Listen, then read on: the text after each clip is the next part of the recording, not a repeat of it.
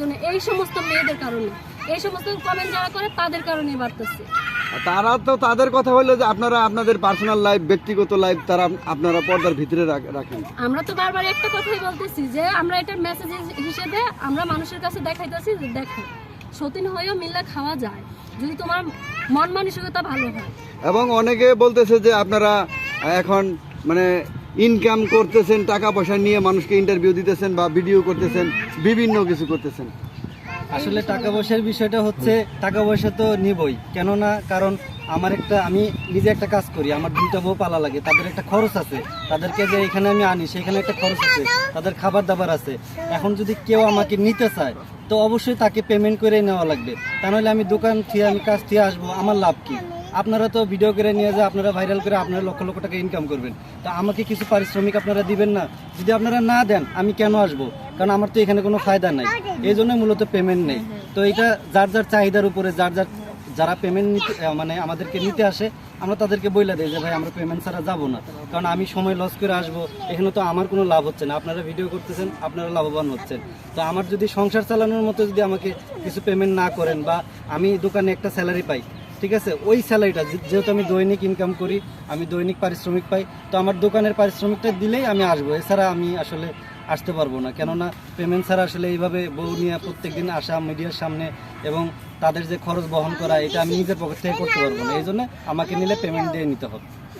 আপনি কি কাজ করেন? আমি মূলত সেলুনের কাজ করি, আমার দেখা যাচ্ছে সেলুনে প্রায় 3-4 হাজার টাকা ইনকাম হয় একদিনে, তারও বেশি হয় যেহেতু সামনে ঈদ। তো কেউ যদি আমাকে দেখা গেছে নিতে চায় ইন্টারভিউয়ের জন্য, তাহলে কারণ আমি যদি দোকানে থাকি আমি 3-4 হাজার টাকা ইনকাম করতে পারি, এটা ঠিক, কিন্তু আমার বউরা কিন্তু বাসায় থাকে, তাদের কিন্তু খরচ নাই।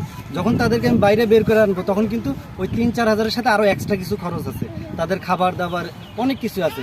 তো ওই ক্ষেত্রে দেখা গেছে আমি চ্যানেল ওই অনুযায়ী, পেজ অনুযায়ী আমি ডিমান্ড করি, আমি এর চাইতে অনেক বেশি ডিমান্ড করি, কিছু বেশি ডিমান্ড করি। জি। আচ্ছা, এই বিষয়টা আপনি কিভাবে দেখেন ছোট ভাবি? আপনি কিছু বলতে চাইছিলেন? অবশ্যই আমার হাজবেন্ডে আমরাই বলছি যে দেখো এই যে তুমি দোকান মিস করে যাও ওইখানে কাজ করতে, হ্যাঁ ওইখানে যে আমরা ইন্টারভিউটা দিতেছি, কিন্তু আমাদের ঘরের যদি খাবারের টাকা আমরা না রেখে যদি শুধু ইন্টারভিউর পিছনে দৌড়ে আমাদের তো কোনো ফায়দা হইতেছে না এখানে। তো ওই ক্ষেত্রে আমি আমার হাজবেন্ডে বলছি যে না আমরা কিছু টাকা নিই, হ্যাঁ তোমার যে খরচটা তুমি যে এই টাকাটা ইনকাম করতে পারতো দোকানে গেলে ওই টাকাটা আমাদের দিই। আচ্ছা, অনেকেই আপনাদের নামে অভিযোগ করছে যে কারো থেকে 5,000, কারো কাছ থেকে 10,000, কারো কাছ থেকে 2,000, তা আপনারা রেটটা একভাবে রাখেন? এটা একভাবে না রাখার একটা কারণ আছে, কারণ অনেকের আছে ছোট পেজ থাকে, ছোট ইউটিউব চ্যানেল থাকে, অনেকের আছে মনিটাইজেশনই পায় নাই। এখন সবার ক্ষেত্রে কিন্তু একরকম না, আবার অনেকে আছে দেখেছে ভিডিও ছাড়লে মিলিয়ন মিলিয়ন ভিউ।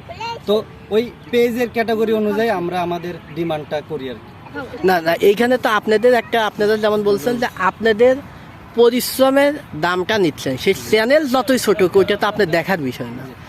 ওই ক্ষেত্রে আমি যেটা করি মানে পারিশ্রমিক যেটা, এইটা আমার দোকানের যে পারিশ্রমিকটা এবং আমাদের 2 বউর যে খরচ, ওই পারিশ্রমিকটাই নেই, কিন্তু ওর চাইতে একটু বেশি নেই। যদি ওইরকম বেশি বড় কোনো চ্যানেল আসে বা ইউটিউব চ্যানেল আসে বা ফেসবুক পেজ আসে, ওইখান থেকে বৃদ্ধি করি, কিন্তু ওইটার নিচে আমরা আসি না। অনেক চ্যানেলই আপনার নামে অভিযোগ করছে যে ভাই কেন এটা সমান করতেছে না, সমান করতেছে, অনেকে রিকোয়েস্ট করতেছে ভাই আমার পেজে তো মনিটাইজেশন নাই।